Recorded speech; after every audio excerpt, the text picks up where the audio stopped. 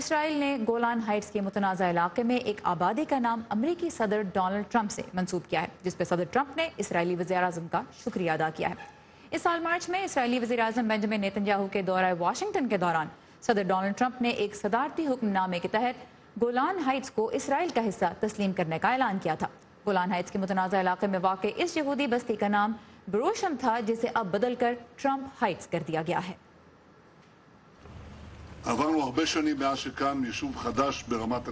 ये आबादी फख्र के साथ इसराइल के एक बड़े दोस्त का नाम लेकर चलेगी। मैं भी ये फख्र से कहता हूँ कि वो मेरे भी बहुत अच्छे दोस्त हैं, अमेरिका के सदर डोनाल्ड ट्रंप। गोलान हाइट्स का इलाका शाम का हिस्सा था, जिसके एक बड़े हिस्से पे फिर इसराइल ने 1967 की 6 रोज़ा जंग के दौरान कब्जा कर लिया था और 1981 में इसे इसराइल की मिल्कियत करार दे दिया, मगर आलमी बरादरी इलाके पे इसराइल की अमलदारी को तस्लीम नहीं करती।